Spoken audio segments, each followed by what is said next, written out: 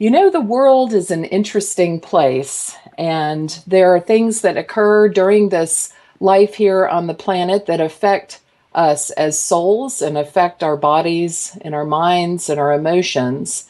And there are so many different ways that we can approach healing. Today, I have a sound healer on our show. She's been with us before. Her name is Jill Mattson. She is an author, she is a musician, just a highly creative person, and she is just in the process of creating a sound healing school. So I'm very happy to welcome today Jill Mattson. Welcome, Jill. Thank you, and welcome everybody listening. We're going to have a lot of fun. Yes, we will. Was there something else that you'd like to share about who you are or how you got to where you are, or something that you'd like to add to my description of you? Because you're many more multifaceted than that original introduction. Well, I went on a spiritual quest maybe 25 years ago. And on the spiritual quest, I'm quite the geek. I started with the Old Testament and different versions of the Old Testament leading to the Kabbalist and then the Sumerian mysteries in Egypt and so forth. So I have a love of antiquity. I have a love of physics. I'm a musician, and I channel as well. So I channel my music, I channel my art, and I guess it took on that range or diversity of gifts to be able to bring forth this ancient information. Their understandings of the world were so much different than ours that when we read antiquity, it sounds like they're kind of superstitious and crazy. Whereas if you see it from the eyes of quantum physics or music or being a medium, it makes sense. So I'm very grateful to have been able to uncover many of the ancient secrets. They're enabling you to empower yourself with subtle energy, meaning tiny bits of energy that can add up to be really powerful. And for those of you, cool. Yes, it's super cool. And I wanted to say to our listeners that if you would like to kind of check out Jill Mattson while we're doing the show, she has a couple of websites. One is jillswingsoflight.com, and the other is jillshealingmusic.com. So tell us a little bit about the journey and about, I know that you're a spirit artist as well as musician. Mm-hmm. Sort of maybe tap in at that point how this, I know that you did tremendous hardcore research on the different ancient cultures and how sound healing was a part of each of those and kind of pulled the threads of sound healing out of some of those really great traditions, metaphysical traditions and spiritual traditions. But how did you start when you started doing readings and work with clients? How did you operate? I paid attention to little tiny feelings that gave me joy. Most people, and myself included at many times, have gone through tremendous pain, and unknowingly, we numb our feelings. But we think we might just kind of like learn to deal with something that was painful or get through it. But we subconsciously numb or dumb down our feelings so we don't feel the pain. But there aren't like switches somehow internally to dull down the pain without dulling down the joy. Oh, and in point. fact, I have some CDs, the Healing Flower Symphonies, with incredibly critical work from the ancient Greeks. And it is to take all that numbing that we do, and the reason why people have trouble following the path, and my big long story is that I followed my joy no matter how crazy it seemed every step. But the hard part was to be able to feel those little tiny feelings of joy. And most people can't because we've been through such pain. If you believe in past lives, even in past lives, or the pain of those near you, or just, goodness gracious, going to the mall, you pick up other people's waves Yes, So yes. anyways, so um, the cathartic music, the idea is that if you have, through resonance, if you have two violins nearby and you play the A on one, the A string on the second violin sounds. It's kind of like magic, but not really. It's science. Energy Harmonics and transfers. resonance, Yeah, yes. yes. Energy transfers on the same frequency. So, if I worry a lot, and worry has a cycle per second, it's an energy. It vibrates. It always feels the same. It's always the same cycles per second. The same, by the way, as the linings and the tissues of my tummy. So when I worry, just like that violin, that negative worry goes to the inside of my gut, my stomach, and voila, if I do it enough, there's the ulcer. Mm-hmm. So in that way, we absorb energy. So the Greek catharsis was going in there and and finding your crap Mm-hmm. and kind of like vibrating it because it's stuck underneath muscles and tissues and letting it loose. And then they were also really into creating virtues or good positive habits, and particularly their children, thinking that, a society is like a big wall, and each brick in that wall is a person. So there are certain cycles per second that you can have for virtues. Patience feels the same because it is the same cycle per second. Yeah, it So in my does have healing a flowers, frequency attached to yeah. it. So in my healing flower symphonies, let's say I'll do a beautiful little piece of music. We'll go in and we'll dig up your impatience, throw it out, and I must warn, it leaves your body, you feel it. It's a portion of a second, but you feel it nonetheless. And if you don't feel it, you don't feel it. Anyway, Mm-hmm. so take out like impatience, and then the next part of the music goes to patience, and it's embedded with the frequency of patience. So anyway, answering your initial question, I followed my joy every step of the way, no matter how crazy it was. And my path was miraculous. Strangers would give me music. Strange people would show up on my doorstep and say, "Hey, my guide told I'm supposed to talk to you." I mean, I saw visions, all kinds of things to lead me to uncover these secrets. So it was Yeah, I really think fun. our energy follows our focus, and we start.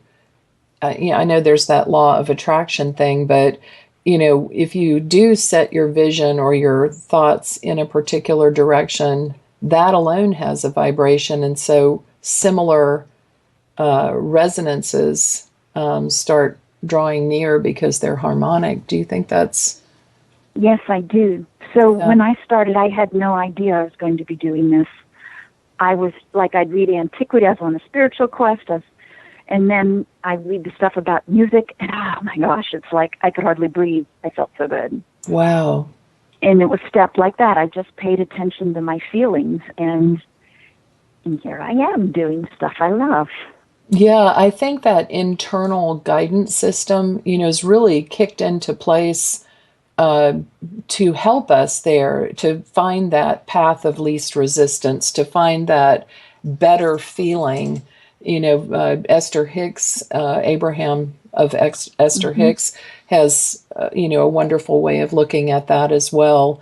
Just following the path of least resistance and, taking incremental steps toward things that make you feel better. And I think that's quite wise. And it is actually a principle. So it isn't a belief system. I think sometimes people get all muddled up about, oh, well, do you believe in that? Or do you really believe blah, blah, blah? But, like you mentioned earlier, quantum physics, string theory, all of that is beginning to prove some of the things. And we're not the first generation or culture to come to an awareness of that. You've reached back into antiquity and found principles that worked from ages and ages ago. It doesn't matter whether it's new to us, it's not new to the universe. What's that expression? There's nothing new under the sun. But there's always something to discover. There's always an infinite wealth of beauty and truth and things to uncover. So, tell us, before we get a little bit back into the sound healing, because before the show we got to have a little chat on that, and it was leading in a very interesting direction with the colors and the centers of the body, etc. But I'm curious about your art, because I haven't talked to you about that, and tell us a little bit about your spirit art or works. Sure. Let's say when I do my music, I often feel someone coming in through the back of me, and it helps me perform. I also will have sometimes someone come in from the back of me, and I like conduct, and I can hear an orchestra, and I just write it down. And then sometimes I think I've written it on my own, and I'll go back and look at all these mathematical patterns, like, whoa, was I smart? And the truth of the matter, no, I was just dawdling along, coming up with a cute little hymn, tone or something, or sure, melody. So in all cases, I've been influenced. And in my art, again, I can feel someone come in and paint from the back of me. And when I do that, it's very fast and it's just perfect. And then it's like, that's the first part of my lesson. Here's how it's done. And then they'll withdraw, and I'll do it on my own. Take me a long time, not quite as good. And I've had this series of artists come through me and paint through me. And that's channeling for those of you that are listening. It isn't possession or something strange like that. The difference for our listeners between possession and channeling, possession is a hostile takeover of someone pretty much against their will, but definitely resonating to the lowest vibrations of that person. And it's not something that would be permitted with someone who's developed their gift or their mediumship. There's a sorting and a protection and a way of shifting past those lower vibrations. Channeling, on the other hand, is when you unite with an energy, because we are all energies, that does have a resonant vibration, does come from a higher vibrational realm. So as we open up our gifts and raise our vibration, those beings are easier for us to connect with. And what Jill is describing is having their energies merge. If you think of it not so much as like body takeover, but just your energy is a huge cloud of protean light, and theirs is too. So it's like a blending, sort of an aurora borealis effect, where the knowledge and abilities and thoughts and wisdom of that being become meshed within you as well, or or through you, maybe, is a better way. Sorry to interject. I just thought they might want to know. When people are inspired, Tracey, I think unbeknownst to their conscious mind, they're inspirited.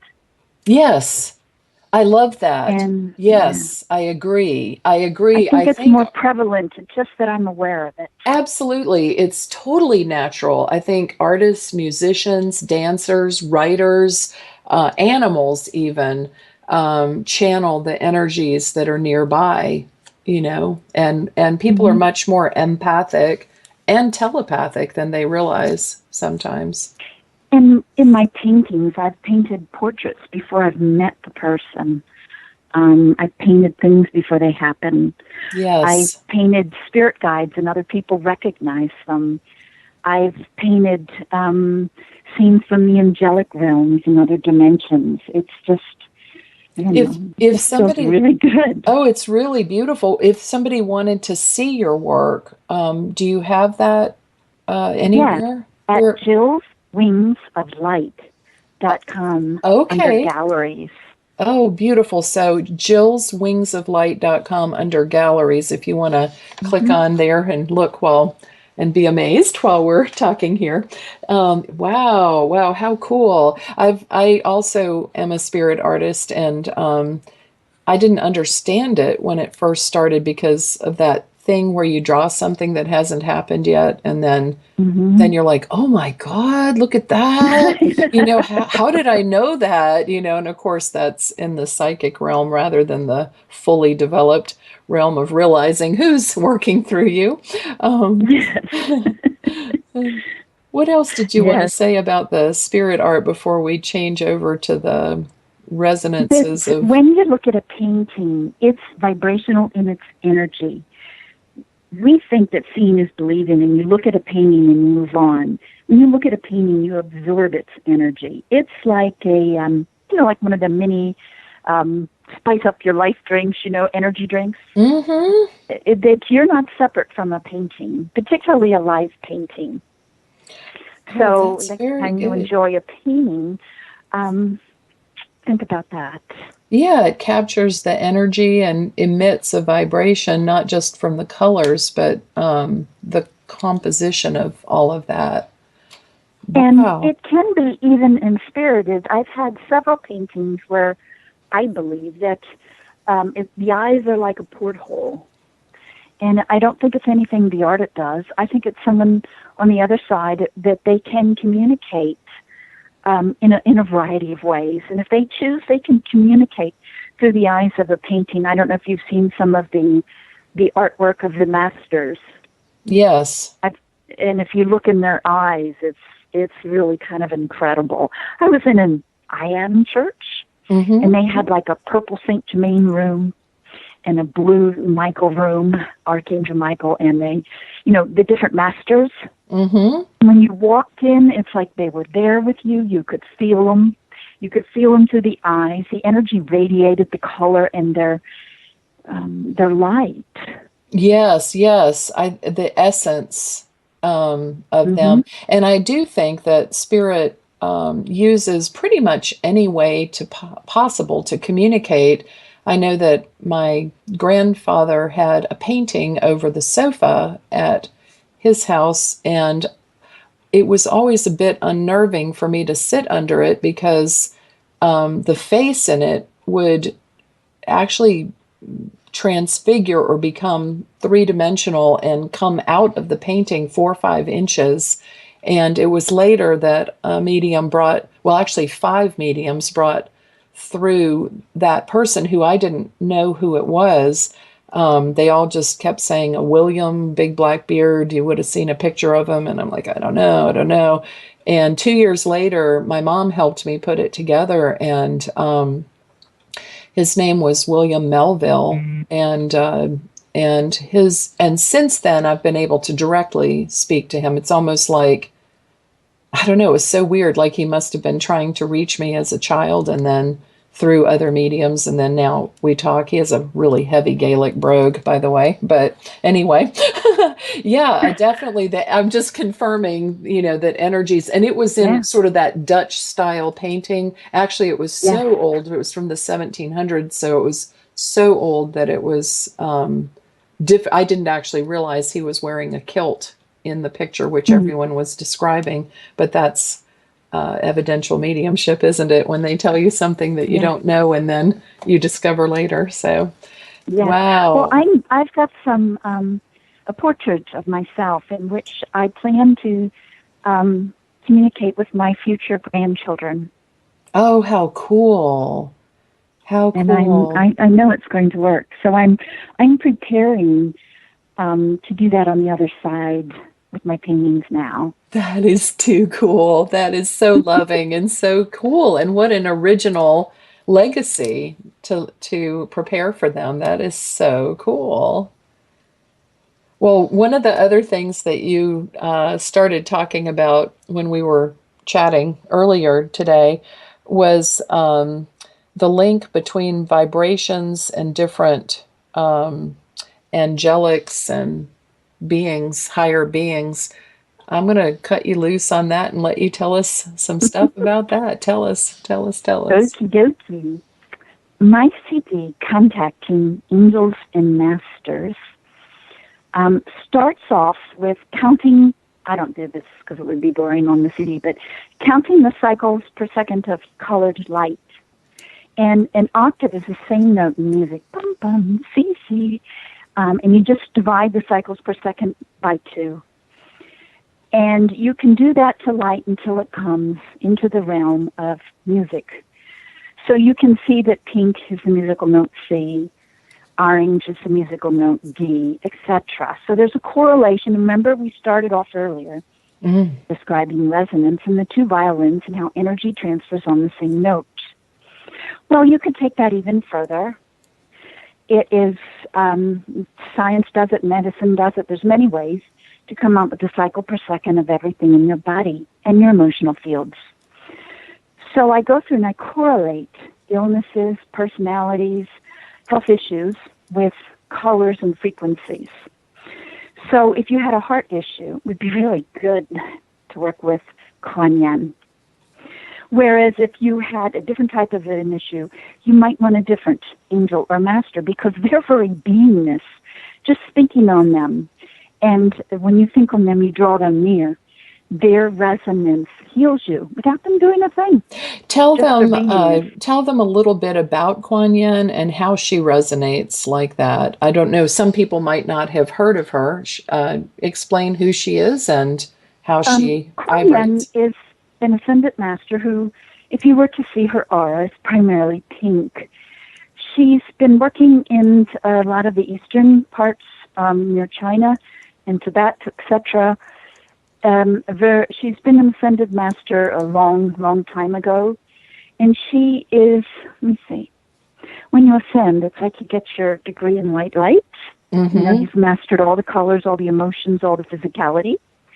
And then you'll find the angelic host goes on and gets like a master's degree, like St. Germain's has got his master's in violet, Archangel Michael in blue, Jesus yellow, etc. So Kuan Yin's got her specialty in pink, in forgiveness and mercy, in very, very gentle love. Yes, unconditional love. And so on the CD, I have this rainbow garden, and I play the music in the key signature of pink, and then I channel all of the pink angels and masters, not all of them, but maybe 15, because their energy records. So, you know, this is pink. It heals these issues. It's really good for these personality types. Here's your pink angels and masters. Now be silent and feel them. And when you feel them, because their energy records, you connect and download their energy with each listen.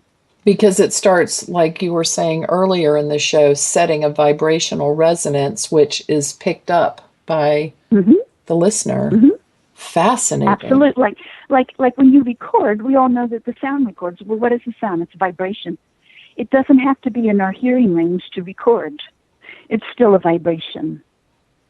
This really fascinates me. I know a few times when I've seen through the eyes of people that have crossed over during readings, they've shown me what they can see, because the people are curious, you know, where's my mom, or how's this and one doing?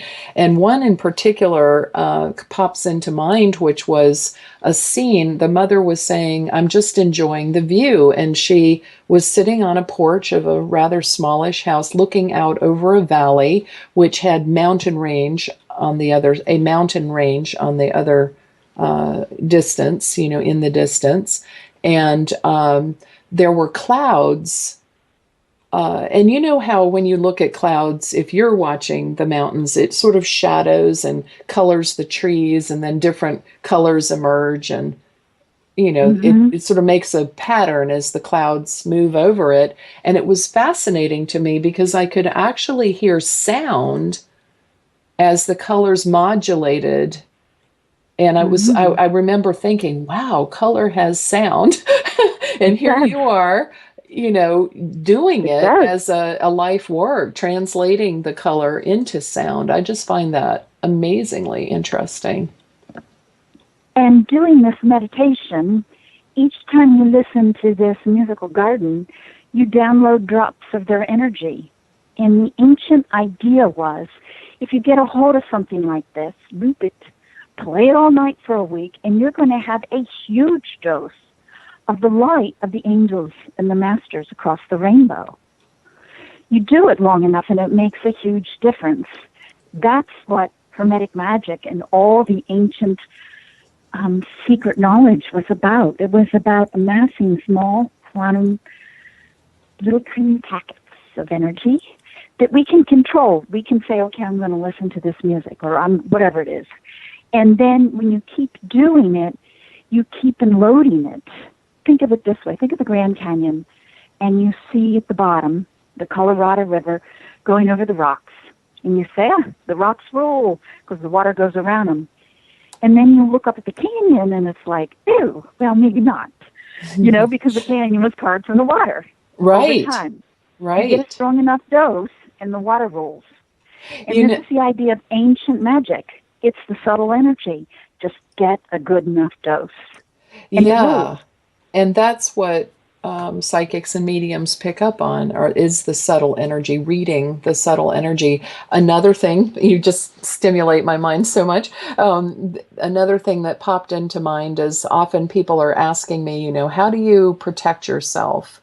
They're because fear is a very low, very strong vibration, and the best way, besides calling on your guides and angels to take care of that for you, because that's what they're there for, and in this case, I think listening to this vibration is to ask them to strengthen the vibrations, the protective aura, so that the vibrations of truth, light, love, peace, knowledge, wisdom, healing, and understanding are what touch, influence, or use someone. But really, I always advise someone, when you're saying truth, that you need to feel it in your body where it resonates and allow that vibration to be created, and light and love and peace. And what your music is doing is helping that. And the purpose for that is that if there is a hostile energy that would like to have control over your will, because that's probably the most precious commodity in the physical world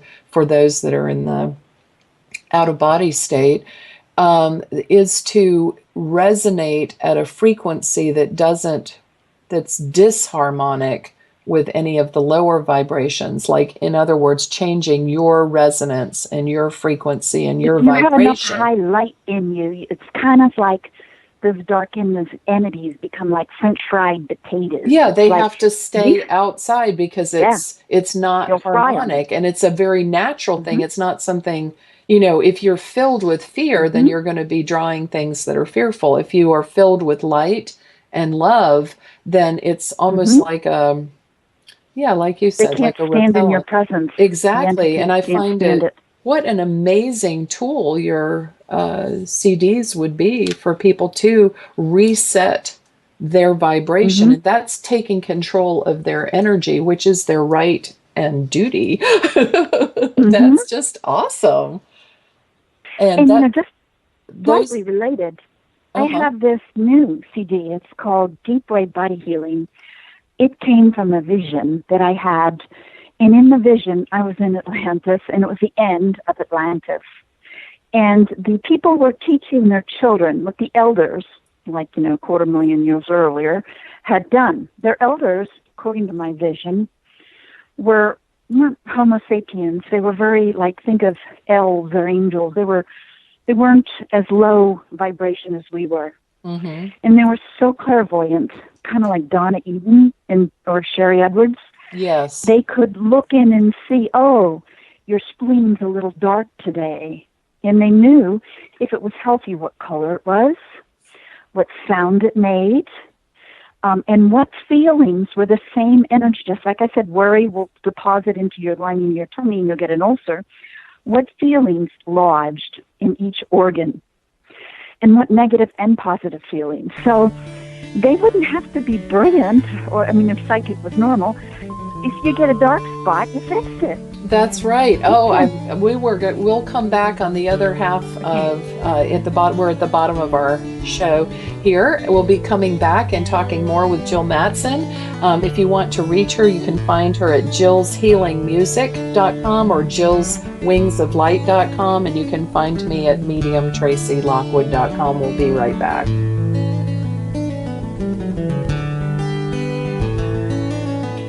Medium's Perspective, with host Reverend Tracey Lockwood.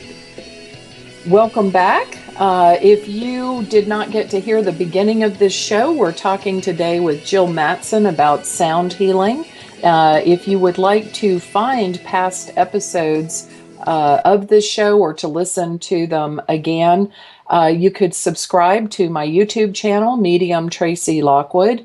and get them while they're hot. You'll get an email or notification as soon as the latest episode comes out.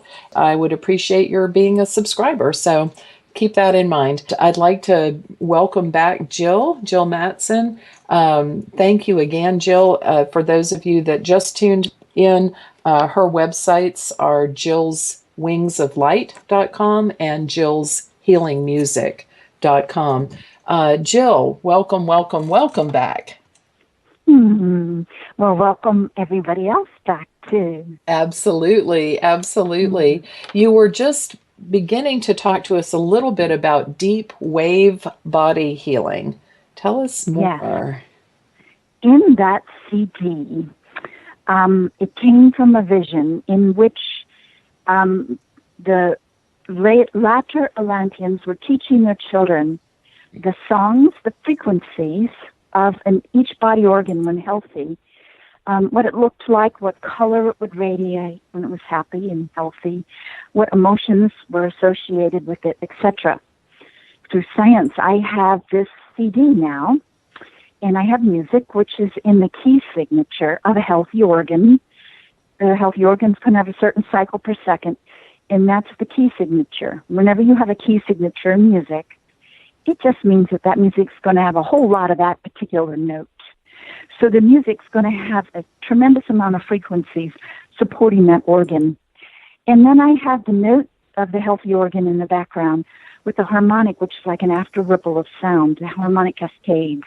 Oh, how beautiful. And I go through it and I teach the ancient correspondences.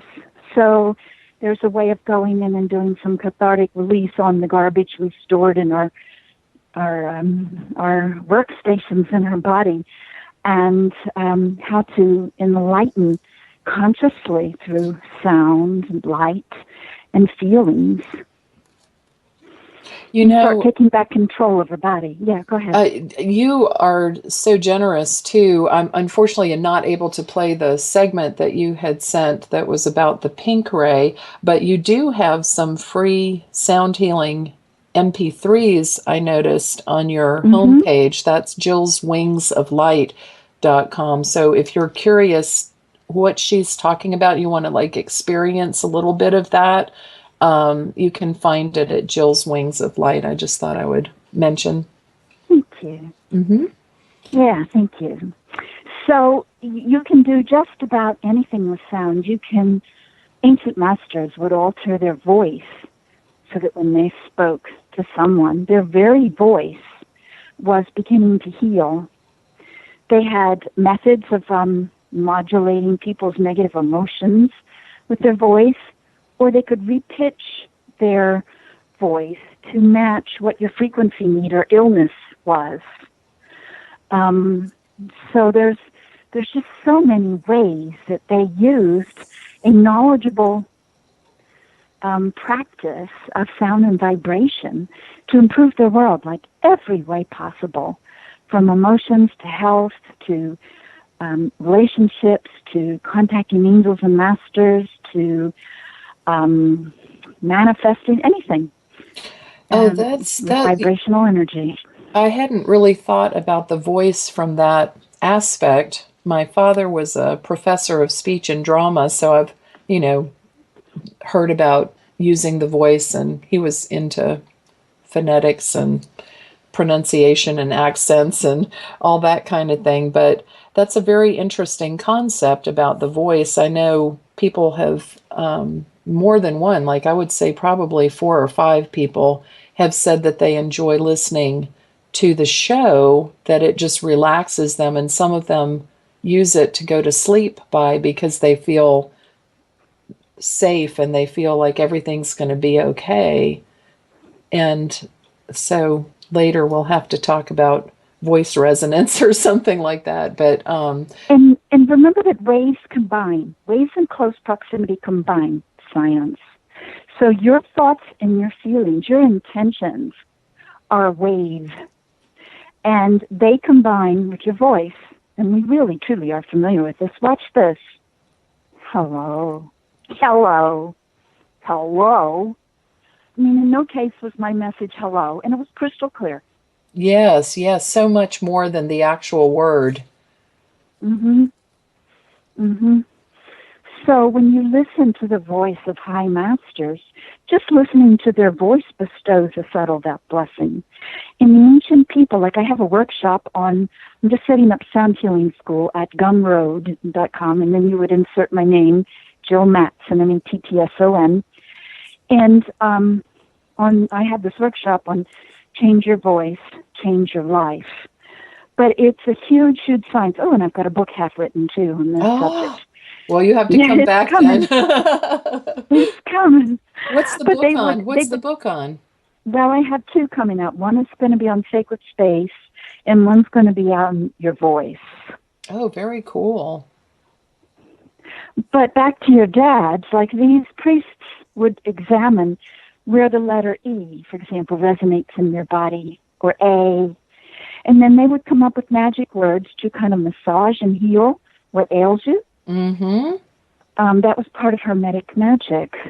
A lot of the vowels I Mm-hmm. hear in different things. Ancient people believed that everything is consciousness. Everything. Including sound, because it's a vibration. So they felt that the spirit, the higher spirit in words was contained on the vowels.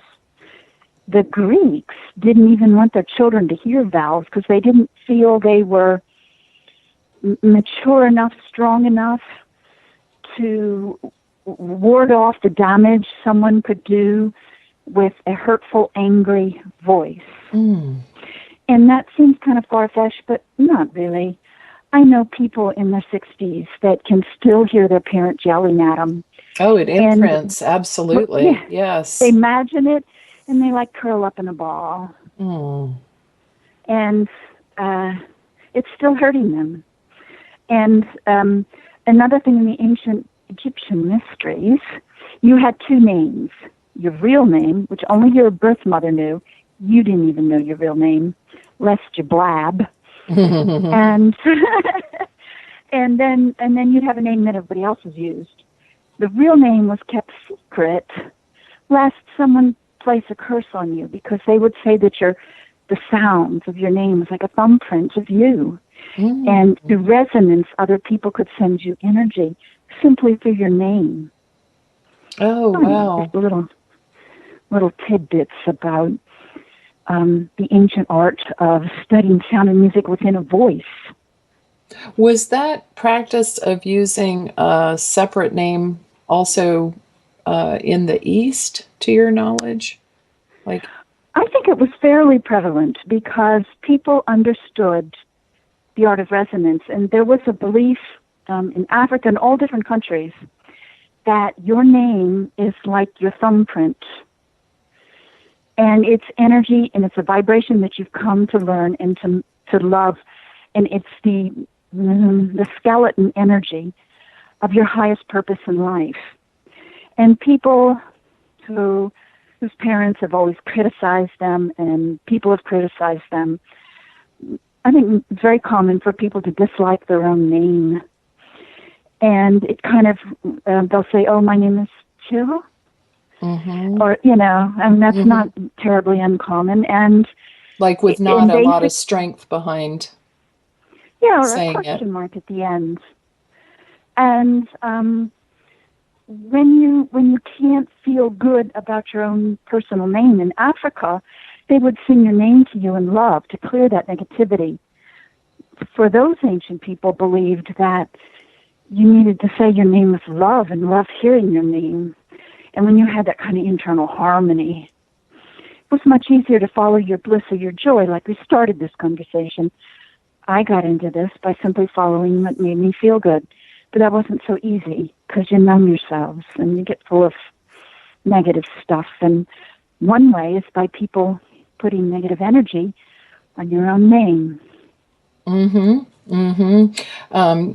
Two things pop in mind. One was, again, going, my base is more experiential rather than I'm just starting to learn. Do you know what I mean? Like formally learn. That's exciting. It is. But I had done a reading, and that's why I asked about the East, because this is such a weird reading. I was doing a past life reading for a cat, because when I do animal, communication, I go into the past life that animal had with that person that drew them together, because they're part of the soul group, part of their each other, in most cases.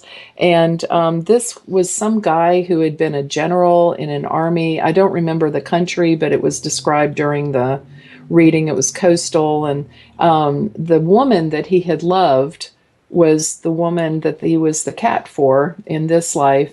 And he was talking just about that exact thing, about how he knew her by the name Lotus Blossom or something like that, Plum Blossom. I'm sorry, I don't remember the specific name, but she had had a secret name that no one spoke. And I was really fascinated by that.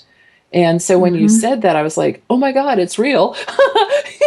And the other thing is that I changed my name to Tracy, because I felt that I needed a name, sort of like my dad, who was in theater, also speech drama, came through and he said, pick your persona, pick your character. And so I chose the name Tracy to be my public face. So very, very curious, very curious. I'm just relating personally to what you're saying. Yeah, I think picking a public name changes and alters just my opinion, your course, your future course, ever so slightly. Yes, I have a friend whose name is Morris, a strong, serious name. He chose Marty, and he's a Marty. He's not a Morris.